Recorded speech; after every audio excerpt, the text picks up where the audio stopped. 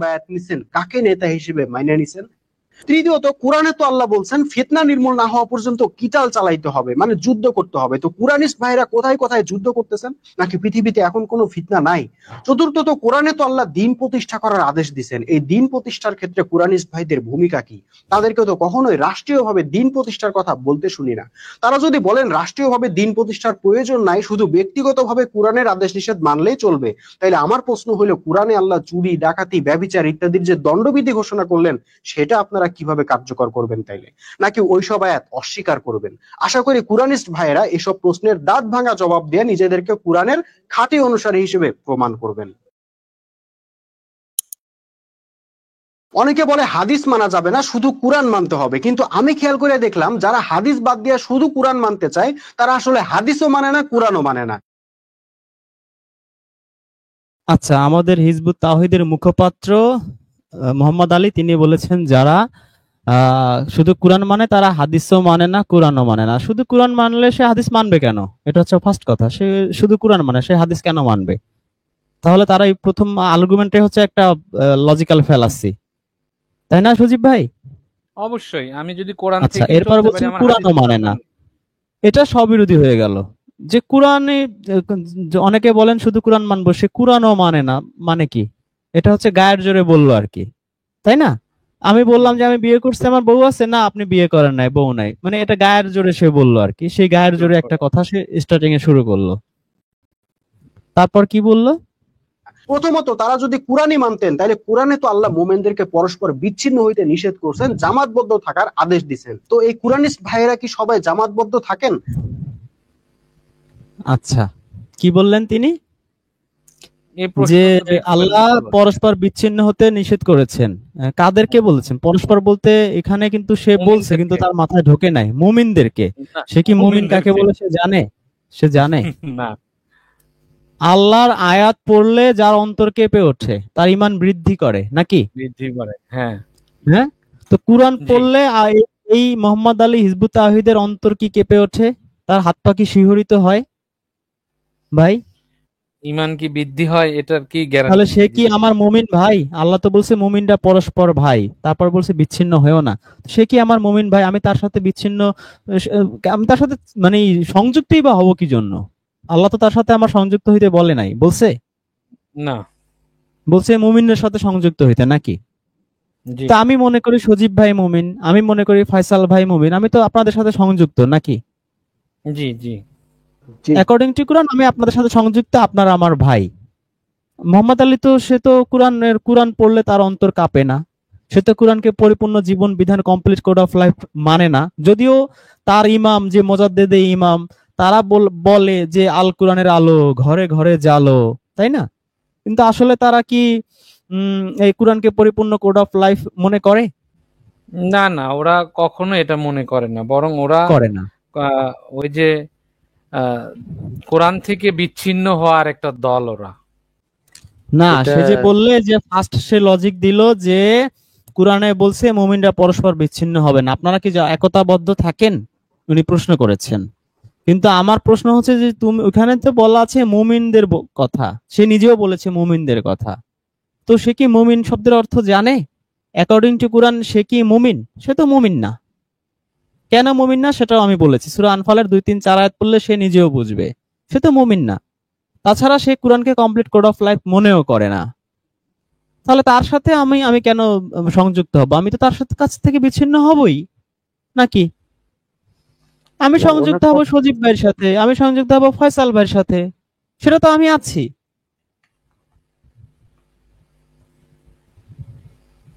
তার মানে তার এই আর্গুমেন্টটা ভ্যালিড না, রাইট? জি জি, এবং উদ্দেশ্য প্রণোদিত। আচ্ছা, কুরানিস্ট ভাইয়েরা কি সবাই জামাতবদ্ধ থাকেন? দ্বিতীয়ত, কোরআনে তো আল্লাহ বলছেন উলিল আমরের আনুগত্য করতে হবে। তো এই কুরানিস্ট ভাইয়েরা কাকে উলিল আমর মানতেছেন? উনারা কার হাতে বায়াত নিছেন? কাকে নেতা হিসেবে মাইনে নিছেন? প্রেক্ষাপট ছাড়া, কনটেক্সট ছাড়া সে উলিল আমরের হাতে কি আল্লাহ কোরআনে বায়াত নিতে কোথাও বলছে? নাকি না, নবীর হাতে এরকম বায়াত হয়েছিল আর রাসূলের হাতে বায়াত হয়েছিল, সেটা মুরাদবাগীর দুষ্টামির পরে আমরা যে ভিডিও বানিয়েছি সেখানে আমরা একেবারে দেখিয়ে দিয়েছি, নাকি সূরা ফাতির সেই পরিষ্কার, বিখ্যাত সূরা। হ্যাঁ, পরিষ্কার করে দেখানো তো আছে। তো কোথায় আল্লাহ বলছে যে উলিল আমরের হাতে বায়াত নিতে হবে, তাকে নেতা মানতে হবে? আর উলিল আমর মানে কি নেতা, নাকি ইমাম শব্দের অর্থ নেতা? ইমাম শব্দের অর্থ। তো সে ইমাম আর উলিল আমর যে গুলিয়ে ফেলেছে, এটা কি বুঝতে পেরেছেন? হ্যাঁ, সে তো এটা মিক্সড করে ফেলছে। এবং ইমাম শব্দটা কি বাংলা না আরবি? আরবি। আল্লাহ কুরআনে একজন কি ইমাম হিসেবে ঘোষণা করেছেন, তার নাম ইব্রাহিম, তাই না? জি। তা আমি তার এই যে সেলিমকে আমি কেন ইমাম মানবো? আল্লাহ কি প্রশ্নই ওঠে সেলিমকে না। ইমাম হিসেবে ঘোষণা করছে? না, প্রশ্নই ওঠে না, প্রশ্নই ওঠে না। 2, আল্লাহ সূরা ফুরকানের 74 আয়াতে আমাদের শিখিয়েছেন, রব্বানা হাবলানা মিন আজওয়াজিনা ওয়া যুররিয়াতিনা কুররাতা আয়ুনি ওয়াজআলনা লিল মুত্তাকিনা ইমামা। আল্লাহ আমাদেরকে মুত্তাকিদের ইমাম বানিয়ে দাও। তাহলে ইমাম যদি আমি মানি, আমি তো মানবো মুত্তাকিদের ইমামকে। তার সেলিম কি মুত্তাকি? অ্যাকর্ডিং না, টু কুরআন আপনারা যতটুকুই জানেন মুত্তাকির যে কোয়ালিটি, সেলিম সাহেবের মধ্যে আপনারা কি পেয়েছেন, অথবা এর আগে যিনি ছিলেন তার মধ্যে কি আপনারা পেয়েছেন? ইভেন তারা না, আমি মুত্তাকির কোয়ালিটি গুলো কি কি এটা জানে বলে কি আপনাদের মনে হয়? না, আমার তার বাহ্যিক তার আচার আচরণ বিধি থেকে আমার তাকে কখনোই মুত্তাকি, এমনকি তাকে মুমিনই মনে হয় না। মুত্তাকি তো অনেক পরের ব্যাপার। আচ্ছা, এই কুরআন কাদের জন্য হেদায়েত? মুত্তাকিদের জন্য, না হচ্ছে এই যে হিজবুত তাওহীদের জন্য? মুত্তাকিদের জন্য। এটা কি আল্লাহ একেবারে প্রথম দিকেই বলেন নাই, জালিকাল কিতাবুল লা রাইবা ফিহি হুদাল লিল একেবারে। মুত্তাকিন? জি, জি, একদম 2 নম্বর আয়াতেই বলে দিছেন। তাহলে এই কুরআন তো হচ্ছে মুত্তাকিদের জন্য হেদায়েত, এবং মুত্তাকিদের ইমাম বানানোর জন্য আল্লাহ দোয়া করতে বলেছে। তো আমি তার সেলিমকে কেন আমি ইমাম মানবো? কোনো যুক্তি আছে কুরআন অনুযায়ী?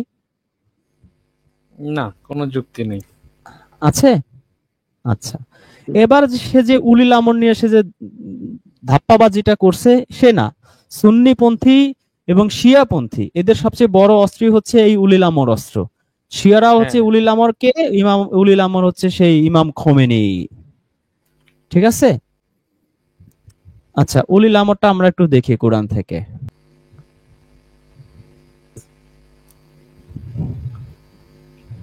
এটা হচ্ছে সূরা নিসার 59 আয়াত, হাদিসপন্থীদের ফেভারিট আয়াত। আচ্ছা, দেখতে পাচ্ছেন নিশ্চয়ই, এখানে আল্লাহ কি বলছেন? ইয়া আইয়ুহাল্লাযিনা আমানু আতিউল্লাহা ওয়া আতিউর রাসূল ওয়া উলিল আমরি মিনকুম। তোমরা আল্লাহর আনুগত্য করো, রাসূলের আনুগত্য করো, এবং তোমাদের মধ্যে যারা, এই উলিল আমরের অর্থ তকিস মানে লিখছে এখতিয়ারধারী, মুহিউদ্দিন খান লিখেছে বিচারক, ইসলামিক ফাউন্ডেশন লিখেছে ক্ষমতার অধিকারী, জহুরুল হক লিখেছে যাদের হুকুম দেবার ভার আছে। কি বুঝলেন? 4 অনুবাদে 4 অর্থ, 4 অর্থ। নাকি 4 অনুবাদে 4 রকম অর্থ না? জি। বিচারক হচ্ছে জজ বা কাজীও বলে। তো এখানে কি উলিল আমর অর্থ জজ হইতে পারে? কখনো পারে না।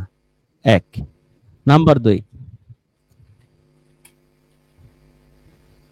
সেই উলিল আমর শব্দটা 83 নম্বর আয়াতে পাবেন। আচ্ছা, এই আয়াতে আরেকটু বিষয় ক্লিয়ার করে যাই, সেটা হচ্ছে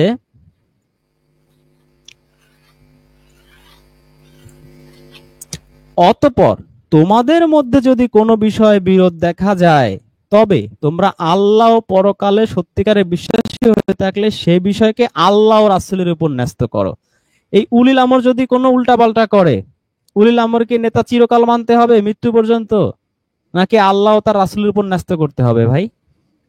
না, আল্লাহ ও রাসূলের উপর ন্যস্ত করতে হবে। আচ্ছা, তো আল্লাহর উপর ন্যস্ত করা মানে কি? মানে আল্লাহর কাছে যে আল্লাহর জিজ্ঞেস করতে হবে যে আল্লাহ ওর সাথে তো ঝামেলা বাঁধছে, এবার ফায়সালা দাও, না, নাকি ওটা না। নাকি আল্লাহর বাণীগুলো কোরআনে লিপিবদ্ধ? কোরআনে আছে, কোরআনের কাছে যাইতে আচ্ছা, হবে।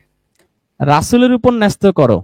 আমরা সেদিন সূরা ফুরকান পড়েছি, ফুসসিলাত পড়েছিলাম, তারপরে জুমার পড়েছিলাম। ওখানে দেখেছি যে আল্লাহ রাব্বুল আলামিন এই কুরআন কি বলেছেন? সুসংবাদদাতা ও সতর্ককারী। রাসূলদেরকেও আল্লাহ একই কথা বলেছেন, তোমরা হচ্ছে সুসংবাদদাতা, সতর্ককারী। কুরআন কি আল্লাহ রাসূল হিসেবে অভিহিত করেছেন। এনিওয়ে, সেটা বাদ দিলেও আমরা যদি ধরে নেই জিন্দা রাসূল তো আর এখন নাই, অ্যাকর্ডিং টু সূরা আল ইমরান আয়াত 144, যে এর আগে যত রাসূল এসেছে সবাই মৃত্যুবরণ করেছে, এই মুহাম্মদও মৃত্যুবরণ করবে। সুতরাং যদি সে মৃত্যুবরণ করে অথবা নিহত হয়, তাহলে কি তোমরা পেছন দিকে ফিরে চলে যাবে? যে পেছন দিকে ফিরে চলে যাবে, আল্লাহর কোনো ক্ষতিই হবে না, তোমরাই ক্ষতিগ্রস্ত হবে। তাহলে মুহাম্মদুর রাসূলুল্লাহ তো মৃত্যুবরণ করেছে, এখন কি আমরা আল্লাহর কিতাব ছেড়ে দিয়ে পেছনে ফিরে চলে যাব? কোনো সুযোগ নেই। কোনো সুযোগ নাই। তাহলে রাসূল তো এই কোরআনেরই বার্তা বহন করেছেন, কারণ রাসূল মানে হচ্ছে বার্তাবাহক, রাসূলুল্লাহ মানে আল্লাহর বার্তাবাহক। তাহলে তিনি আল্লাহর এই বার্তা এই কোরআনে প্রচার করে গিয়েছেন এবং সারা জীবন তিনি তাই অনুসরণ করেছেন। সূরা আল ইমরানের 19 নম্বর আয়াত অনুযায়ী তিনি বলেছেন, এই কোরআন আমার কাছে ওহী করে পাঠানো হয়েছে যাতে আমি তোমাদেরকে এবং যাদের কাছে এই কোরআন পৌঁছবে তাদেরকে সতর্ক করতে পারি, তাই নয় কি? জি জি, অবশ্যই। আচ্ছা, তাহলে আমাদেরকে আল্লাহ রাসূলের উপর ন্যস্ত করতে বলেছে। যদি উলিল আমরের সাথে আমাদের ঝামেলা বাঁধে, তার মানে আমরা কোরআনের উপর ন্যস্ত করব। এবং সূরা মায়দার 48 নম্বর আয়াত অনুযায়ী আমরা জানি যে আল্লাহর রাসূল নিজেও এই কোরআন অনুযায়ী সমস্ত বিচার ফয়সালা সবকিছু করতেন, রাইট?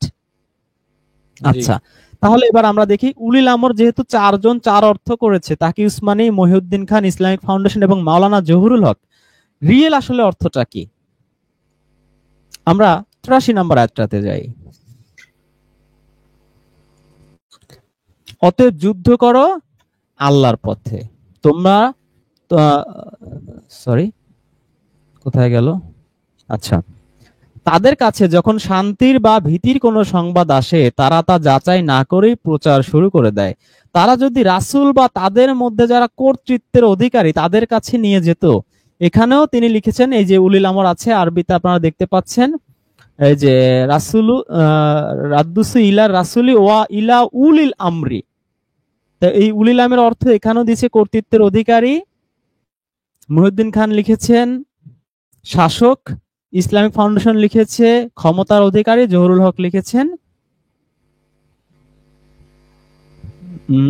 কি লিখলেন তিনি? তিনি তো মনে হয় কোনো অর্থই করলেন না। আচ্ছা, তিনি কোনো অর্থই করেন না। আচ্ছা, ঘোলায় গেছে পুরা। যাই হোক, এখন আমি আপনাদের একটা কথা বলতে চাই। আপনারা কি নিশ্চয়ই এই কথাটা শুনেছেন যে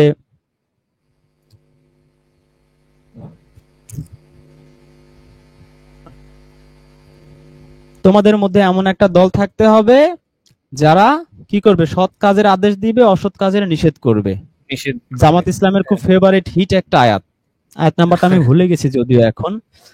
ওখানে ওই যে সৎ কাজের আদেশ দিবে, ওই আদেশের আরবি হচ্ছে আমর। ইভেন সূরা বানী ইসরাঈলের 85 আয়াতে যদি আপনি যান, ওখানে দেখবেন যে লোকে তোমাকে জিজ্ঞেস করে রূহ কি, বলে দাও আল্লাহর একটা আমর, মানে আল্লাহর একটা আদেশ। তাহলে এই আমর মানে হচ্ছে আদেশ, এতটুকু আমরা ক্লিয়ার, তাই না? তাহলে উলিল আমর মানে হচ্ছে যে আদেশ দেবে। তো এই আদেশ বা অর্ডার, হ্যাঁ, আদেশ বা অর্ডার আপনার এলাকার চেয়ারম্যান দিতে পারে, কারণ তাকে আপনারা ভোট দিয়ে বানিয়েছেন যে ভাইরা এই সামনে কোরবানির ঈদ আসতেছে, তোমরা গরুগুলো ভালো জায়গায় কোরবান দেবে এবং এর নারী ভুড়ি এগুলো রাস্তাঘাটে ফেলে দিবে না, পরিবেশ নষ্ট হবে। এইভাবে সুন্দর একটা জায়গা বা ডাস্টবিন নির্ধারণ করে দিল, এইভাবে করলেন। এলাকার ডিসিপ্লিনের যেহেতু সর্বময় কর্তৃত্ব চেয়ারম্যান সাহেবকে দেয়া হয়েছে, তাই না? বা একটা উপজেলা লেভেলে উপজেলা চেয়ারম্যান, বা একটা এলাকা ভিত্তিক কোনো একটা আসন ভিত্তিক হলে এমপি সাহেবকে সেই উলিল আমর বানানো হয়। আমরা ভোট দিয়ে বানাই অ্যাকর্ডিং টু মানে ডেমোক্রেসি, আমরা তাই করি। যদি এখানে রাজতন্ত্র থাকতো আরব দেশগুলোর মতো, তাহলে রাজা সাহেব বা বাদশাহ তিনি একজন সুবেদার নিযুক্ত করতেন, যেমনটা আমরা দেখেছিলাম মুঘল সাম্রাজ্যে এরকম সুবেদার ছিল, তাই না?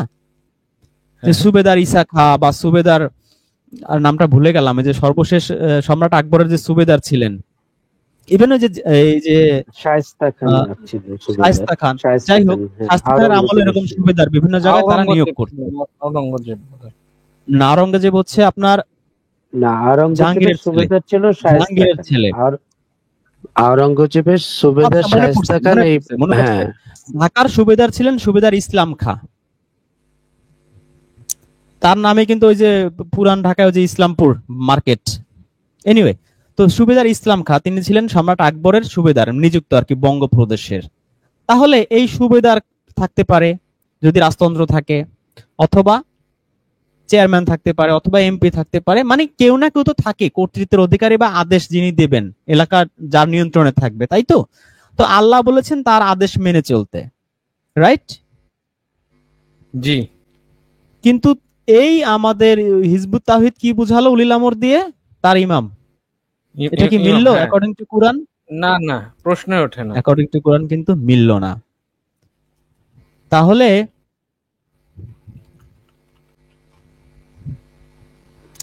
আচ্ছা, তাহলে এখানে কি করতে বলেছে? 83 হ্যাঁ, বলেছে তাদের কাছে যখন শান্তির বা ভীতির কোনো সংবাদ আসে তারা তা যাচাই না করে প্রচার শুরু করে দেয়। তারা যদি তা রাসূল বা তাদের মধ্যে যারা কর্তৃত্বের অধিকারী উলিল আমর তাদের কাছে নিয়ে যেত, তবে তাদের মধ্যে যারা তার তথ্য অনুসন্ধানী তারা তার যথার্থতা জেনে নিতে পারো। তাহলে শান্তির বা ভীতির সংবাদ আসলেই আমাদেরকে শুধু উলিল আমরের কাছে যাইতে বলছে, নাকি দিনে 24 ঘন্টা যাইতে হবে তার কাছে, না না না, গিয়ে তারা সেবা করতে প্রয়োজন হবে, পূজা বোধে। করতে হবে? হ্যাঁ, প্রয়োজন বোধে যেতে ভীতির বা শান্তির, আমার ভীতির অবস্থা, এলাকার ডাকাতি হচ্ছে, আমি যাব উলিল আমর চেয়ারম্যান সাহেবের কাছে, চেয়ারম্যান সাহেব এলাকায় তো চুরির জামারি বেড়ে গেছে, আপনি চৌকিদার সাহেবকে আমাদের গ্রামে দেন, তাই না? হুম। বা আমাদের ওয়ার্ডে চুরি বেড়ে গেছে, রাত্রেবেলা 2-4 জন চৌকিদার বাড়ায় দেন, বা থানায় একটু কল করে জানায় দেন, কয়েকজন কনস্টেবল এসে এলাকায় পাহারা দেবে, রাইট? জি। অথবা এলাকায় একটা রেপিস্ট ধরা পড়ছে বা অমুক জায়গায় এই সমস্যা হয়েছে, আপনি আপনি এই 2 জন চৌকিদার বা থানায় ইনফর্ম করে আমাদের এটার সমাধান করে দেন, বা 2 গ্রামের বা 2 ভাইয়ের ঝগড়া হয়েছে, আপনি এসে বিচার সালিসি করে যান, এই তো? এরকম ভীতিজনক বা শান্তিপূর্ণ যে কোনো অবস্থায় এই সংবাদগুলো পৌঁছায় দেব আমরা কার কাছে? উলিল আমরের কাছে। সে হতে পারে চেয়ারম্যান, হতে পারে এমপি, হতে পারে ওসি, রাইট? কিন্তু আমাদের এই হিজবুত তাওহীদ ভাই উলিল আমর বানিয়েছেন তার জামানার ইমাম মুজাদ্দেদকে, মাওলানা সেলিম সাহেবকে। এটা হচ্ছে রীতিমতো ধোঁকাবাজি, তাই তো? চরম ধরনের ধোঁকাবাজি, চরম ধরনের। আচ্ছা, এবার আমরা তার পরের কথাগুলো শুনি, সে কি বলতে চাচ্ছে। আচ্ছা, প্রথম কথাটুকু আবার শুনি। কোরআনিস্ট ভাইরা কাকে উলিল আমর মানতেছেন? ওনারা কার হাতে বায়াত নিছেন? কাকে নেতা হিসেবে মাইনে নিছেন? তৃতীয়ত, কোরআনে তো আল্লাহ বলছেন ফিতনা নির্মূল না হওয়া পর্যন্ত কিতাল চালাইতে হবে, মানে যুদ্ধ করতে হবে। তো কোরআনিস্ট ভাইরা কোথায় কোথায় যুদ্ধ করতেছেন? এই যে একটা মিথ্যা ইয়ে মেরে দিল। ঠিক আছে, আমি তার কথা মেনে নিলাম যে কুরআনিস্ট ভাইরা ফিতনা নির্মূল না হওয়া পর্যন্ত যুদ্ধ করছে না। তারা তো খুব ভালো পরিপূর্ণ কোরআন হাদিস সুন্নাহ সব মেনে চলে। তারা কোথায় কোথায় যুদ্ধ করছে এই সেলিম সাহেবের বাহিনী হিজবুত তাওহীদের? বলেন তো আমাকে। না, এখন ঢাকায়, তারা তো খুলনায়, যুদ্ধ চিটাগংয়ে, সিলেটে, না, ভারতে, আফগানিস্তানে, কোথায়? তারা প্রস্তুতি নিচ্ছে, তারা এটা বলে প্রস্তুতি নিচ্ছে। ও, তা আমরা কি নিচ্ছি? আমরা যদি তার মতো বাটপাড়ি করে বললে আমরাও প্রিপারেশন নিচ্ছি, সে কি জবাব দেবে? 1 নাম্বার 2, ফিতনা কি কখনো শেষ হয়? আর ফিতনা বলতে সে কি বোঝে? আল্লাহ বলছে বিশৃঙ্খলা সৃষ্টি করা হত্যার চেয়ে জঘন্য। বিশৃঙ্খলা সৃষ্টি করতে হবে, 1 নাম্বার 2, কেউ যদি আপনার উপর যুদ্ধ চাপিয়ে না দেয়, আপনি কি যুদ্ধ করার পারমিশন কোরআনকে আল্লাহ আপনাকে দিছে? না না না। হ্যাঁ, কষ্ট আপনি নেই। আগ বাড়িয়ে না। যায় আপনি নরেন্দ্র মোদীর বিরুদ্ধে যুদ্ধ করতে পারবেন না না যদি না, আপনাকে সে আপনার বিরুদ্ধে সে যুদ্ধ না করে? না, পারবেন? এটা কি সম্ভব? কোরআন এটা বলে সম্ভব না। এটার অনুমতি তাহলে দেয় না। বাংলাদেশে আমাদেরকে কারা এরকম আমাদের উপর যুদ্ধ চাপিয়ে দিয়েছে? আহলে হাদিস বা সুন্নিরা কি বলছে যে যারা শুধু কোরআন মানে তাদের বিরুদ্ধে জিহাদ যেখানে পাও সেখানেই করো? যুদ্ধ শুরু করেছে? তাহলে আমি কার বিরুদ্ধে না। যুদ্ধ করব? মুসা নবী কি ফিরআউনের বিরুদ্ধে যুদ্ধ করছিল? ইব্রাহিম নবী না। কি নমরুদের বিরুদ্ধে যুদ্ধ করছিল? নূহ নবী কি তার সে কওমের বিরুদ্ধে যুদ্ধ করছিল? শুয়েব নবী করেছিল? লূত নবী করেছিল? কে করছিল? নবী মোহাম্মদ করছিল সিরাত অনুযায়ী, মক্কায় করছিল? নাকি যখন তিনি মদিনায় যাওয়ার পর কাফেররা মদিনায় অ্যাটাক করছে তখন বদর যুদ্ধ তারা বাধ্য হয়ে করছেন, 1000 জন গিয়ে হামলা করছে, তখনই শুধু আল্লাহ পারমিশন দিছে এইবার যেহেতু তোমার উপর আক্রমণ করছে, তোমাদের যেহেতু এবার শক্তি সামর্থ্য আছে, তারপর আল্লাহ ভরসা দিচ্ছে। সেদিন ওই যে এক নাস্তিক বললো, আর বললাম ওই যে 1 সমান 20 জন আল্লাহ করছে 1:10, এভাবে আল্লাহ উৎসাহ দিচ্ছেন যে না যুদ্ধ করো, যুদ্ধ করো, যেহেতু তোমাদের উপর যুদ্ধ চাপিয়ে দিয়েছে, তাই না? জি। কিন্তু যুদ্ধ চাপিয়ে না দিলে আপনারা কি মনে করেন যে মক্কার পৌত্তলিকটা যদি মদিনায় গিয়ে আল্লাহ রাসূলের বিরুদ্ধে যুদ্ধ না করত, তিনি জীবনে আগ বাড়িয়ে যুদ্ধ করতেন? না না না, ওটা তো ডিফেন্সিভ ছিল আর কি। ফয়সাল ভাই, আপনার কি মনে হয়? জি ভাই, ওটা তো ক্লিয়ার আত্মরক্ষার জন্য। হ্যাঁ, কারণ আত্মরক্ষার জন্য। ওই সময় তো যুদ্ধ করার মতো পরিস্থিতি মানে ওরকম হয় নাই বা ওরকম কোনো কনসেপ্ট ছিল না। কিন্তু তাহলে যখন মক্কা হিজবুত থেকে তাহলে এরকম যুদ্ধ বাহিনী করতে চায় আসলো, কার বিরুদ্ধে ভাই?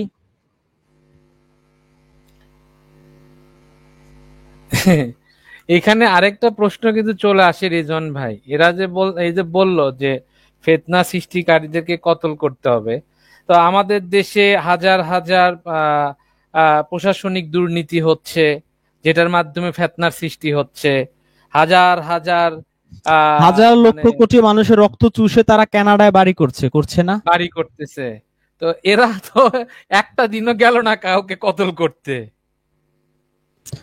আচ্ছা, প্রস্তুতি নিয়ে তারা কার বিরুদ্ধে যুদ্ধ করবে? ডক্টর ইউনূসের বিরুদ্ধে, না এই যে তারেক জিয়ার বিরুদ্ধে, নাকি জেএমবির মতো 64 জেলা একসাথে বোমা হামলা করবে?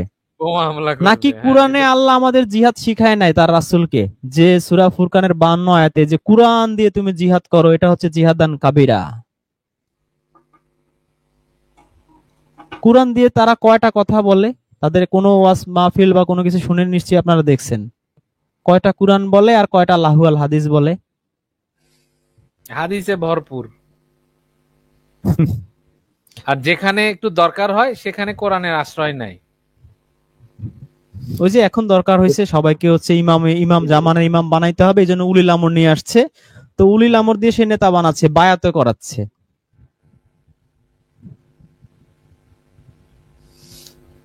বরঞ্চ ভাই তুই আমি যে দেখেছি উলিল আমর, তাদের, তোরে উলিল আমর বানাইলো কে? আল্লাহ বানাইছে। ভাই একটু সেলিম রে বলি উলিল আমি, আমর বানাইছে কে ভাই? স্বঘোষিত উলিল আমর, স্বঘোষিত। তা এখন আমি যদি বলি যে সজীব ভাই উলিল আমর, আমরা সবাই বায়াত হই, শেষ হয়ে গেল, কোরআনের আয়াত মানা হয়ে গেল? এত সহজ? না, এত সহজ? ভাই আমি তো তাদের একটা ওই যে দেখেছি মুরাদের যে, মতো বলবে আমি তো রাসূল খুঁজে পাই না, এই জন্য আমি নিজেই রাসূল ঘোষণা দিছি, নাহলে আপনারা আমার রাসূল খুঁজাই না দেন। তো সেলিম তো একই কথা বলবে, উলিল আমর আমি খুঁজে পাচ্ছি না, তাই নিজে উলিল আমর ঘোষণা করছি, নাহলে আপনারা উলিল আমর খুঁজে দেন। তো সেম থিওরি, নতুন বোতলে পুরনো মদ, নাকি? হ্যাঁ হ্যাঁ ভাই, ঠিক বলছেন। সে রাসূল খুঁজে পায় না, বাধ্য হয়ে সে নিজেকে রাসূল ঘোষণা দিয়ে দিছে। তো এরাও তো ওই কাজ, এরা উলিল আমর খুঁজে পায়নি, সেলিমকে বানায় দিছে উলিল আমর। সেলিম তাদের জামানার তো ইমাম। ভাই ভাই তাদের তো একটা আমি কনফারেন্স বা এরকম দেখেছিলাম অনেক আগে, যে ওইখানে খুব বিশৃঙ্খলা হয়েছিল অনেকে আর কি। কিন্তু ওইটা কি তারা যুদ্ধ করছিল না কি করছিল? অনেকে এসে বাধা দিচ্ছে, বিভিন্ন প্রশ্ন করছে, এটা একদম ভিডিওতে যেটা চলে আসছে। তারা কি করছিল তখন? তাদের কনসেপ্ট নিয়ে অনেক প্রশ্ন জুড়ে দিয়েছিল। এই সাজ্জাদ ভাই একটা কমেন্ট করছে, পন্নী সাহেব দিয়ে গেছে সিলসিলা। আচ্ছা, এই যে সামাদ, ক্ষেত্রে কুরানিস্ট ভাইদের ভূমিকা কি? দিন প্রতিষ্ঠার ক্ষেত্রে কুরআনের ভাইদের ভূমিকা কি? তুমি দেখো না ভূমিকা কি? হ্যাঁ, সে দেখে না। মানুষ এসে বলে যে ভাই এই আপনাদের কথা শুনে কুরআনের পথে আসছি, এখন এই বিপদে পড়ছি, এলাকার মানুষ নাস্তিক বলতেছে। একটা মানুষ তার ঘর বাড়ি গ্রাম ছাড়া হয়ে যাচ্ছে, এর চেয়ে বড় জিহাদ, এর চেয়ে বড় হিজরত কি হইতে পারে? এই সুন্নি হাদিস মেনে হিজবুত তাওহীদে যোগ দিয়ে কয়টা মানুষ ঘর ছাড়া হয়েছে, বাড়ি ছাড়া হয়েছে, এলাকা ছাড়া হয়েছে ভাই, বলতে পারবেন? না, নাকি ম্যাক্সিমামের পরিণতি হয়েছে নবী রাসূলদের মতো, এদের সবাই হত্যা করতে চায় পাথর মেরে, অথবা এলাকা ছাড়া করতে চায়, ঘরে থাকতে দেয় না, মরে গেলে জানাজা পড়বে না, এই ধরনের হুমকি ধামকি খায়?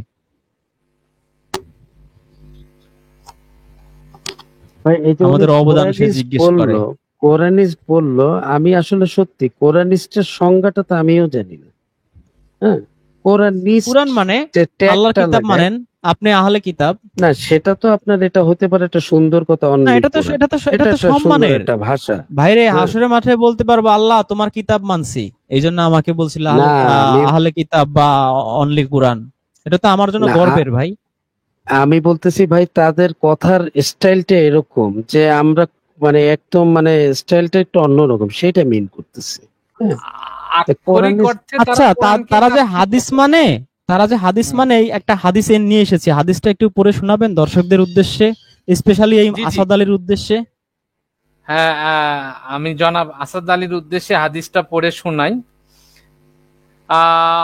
হজরত আনাস ইবনু মালেক তারা রাদিয়াল্লাহু তাআলা আনহু লিখে রাখছে থেকে বর্ণিত, তিনি বলেন আল্লাহর রাসূল সাল্লাল্লাহু আলাইহি ওয়াসাল্লাম বলেছেন, নিশ্চয়ই মহান আল্লাহর কিছু আহাল বা পরিবার পরিজন রয়েছেন। সাহাবাগণ জিজ্ঞাসা করলেন, হে আল্লাহর রাসূল, তারা কারা? তিনি বললেন, তারা আহলে কোরআন বা কোরআনের ধারক। তারা আল্লাহ আহল কি আহল্লুল্লাহ বা আল্লাহর পরিবার পরিজন এবং তার বিশেষ বান্দা। সুনানু ইবনে মাজাহ হাদিস নং 215। তো এখানে তো তাদের হাদিসই তো এটা বলে দিচ্ছে যে আমরা তাহলে আল্লাহর পরিবারের না, লোক। আপনি সবগুলো হাদিসের রেফারেন্স বলে দেন, প্লাস এই আহলে কোরআন শব্দটা বাংলায় ব্র্যাকেটে আছে, এটা কি বিকৃত করে লেখা হয়েছে না অরিজিনাল আরবিতে আহলুল কোরআন শব্দটা আছে, সেটা একটু না, বলে দেন ওটা আরবিতে দর্শকদের। তো আহলুল কোরআন আছে, আরবিতেও আছে, ওটা মার্ক করে দেওয়া আছে আহলুল কোরআনু, ওই যে দেয়া আছে তো ওখানে। তাহলে এবার এই যে হিজবুত তাওহীদের হাদিস অনুযায়ী এই আহলে কোরআন এরা কারা? এরা কি আল্লাহর পরিবারের লোক? এরা কি আহলুল্লাহ, আল্লাহর পরিবার পরিজন? নাকি এই হিজবুত তাওহীদ হচ্ছে আল্লাহর পরিবার পরিজন? বলেন তো না, তাদের হাদিস আহলে অনুযায়ী। কোরআন যারা, ওদের হাদিস অনুযায়ী আহলে কোরআন যারা। যদিও আমরা হাদিস বিশ্বাস করি না, কিন্তু ওদের হাদিস অনুযায়ী তো আমরা সঠিক পথে, ওরা যেটা বিশ্বাস করে সেটা অনুযায়ী তো আমরা সঠিক পথে।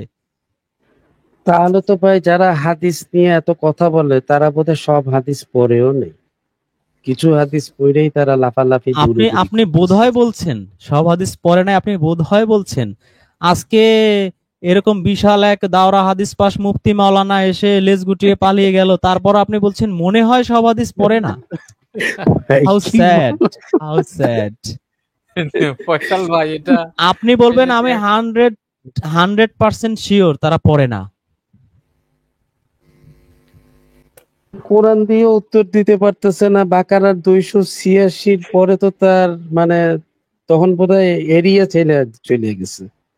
প্রথম তবে প্রশ্নে ফয়সাল ভাই, স্টুডিও সারছে, আর পরের আয়াত যখন দিচ্ছেন তখন মানে এরিয়া ছেড়ে চলে গেছে।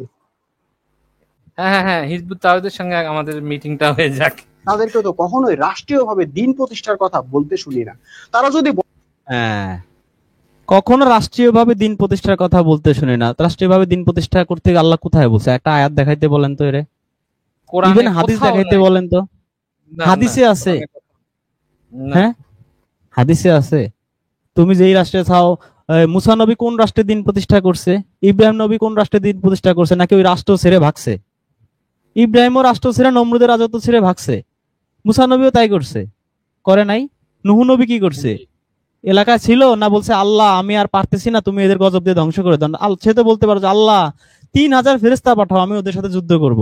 বলতে পারতো না? হ্যাঁ, যুদ্ধ করে দেশ দখল করে নিব।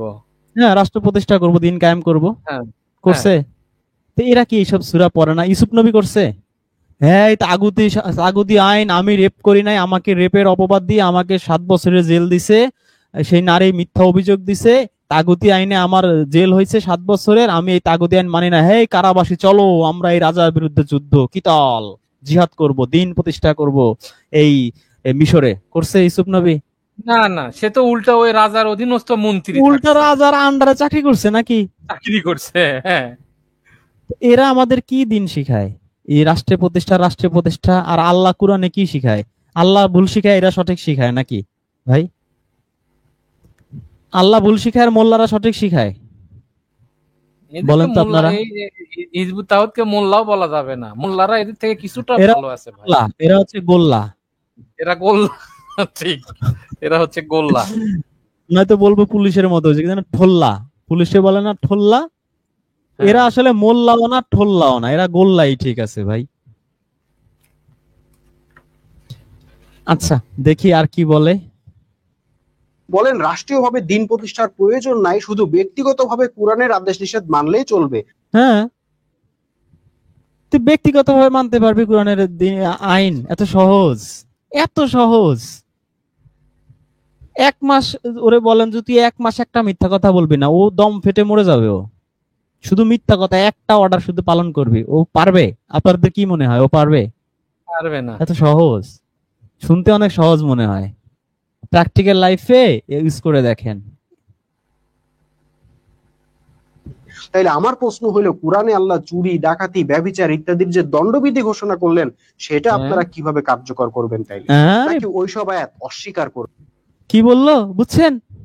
ওরে বলদা রে, আমরা কার্যকর করব, চুরি ডাকাতির দণ্ডবিধি কার্যকর করবে যে রিক্সা চালায় সে, যে পান বিক্রি করে সে, যে অফিসে চাকরি করে সে, সবাই সবাই কার্যকর করবে, সবাই জাজ, মানে দেশের কোনো নাগরিক নেই, সবাই বিচারক। সবাই বিচারক, ওর দৃষ্টিতে তাই সবাই বিচারক।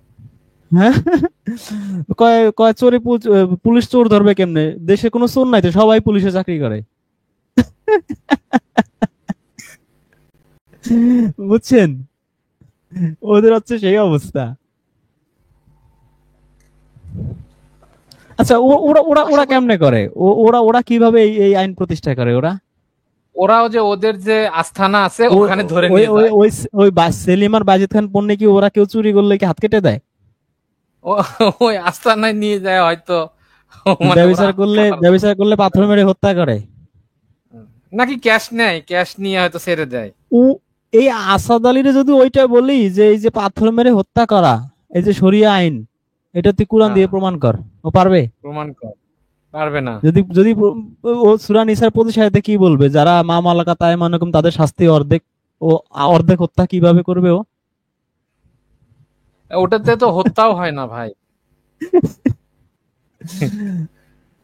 আরে 100টা বেত্রাঘাতে কি কেউ মরে? ভাইয়েরা এসব প্রশ্নের দাঁত ভাঙা জবাব দিয়ে নিজেদেরকে কোরআনের খাঁটি অনুসারী হিসেবে প্রমাণ করবেন। আরে বাবা, তোমার দাঁত তো ভালো, দাঁত মারি ভাঙা জবাব দিচ্ছি, এবার তুমি নিজেকে খাঁটি জ্ঞান আহলে সুন্নাত ওয়াল জামাআত হিজবুত তাওহীদ জামানার মুজাদ্দিদ এটা প্রমাণ করে যাও। তোমার সব কটার দাঁত ভাঙা না, মারি ভাঙা জবাব আমরা দিছি। ফয়সাল ভাই, সজীব ভাই, আপনারা বলেন, দাঁত ভাঙা এবং মারি ভাঙা জবাব দিতে পারছি কি পারি নাই? এক অর্থে চাপা ভাঙা জবাব হয়েছে ভাই, ভাই। চাপা ভাঙা।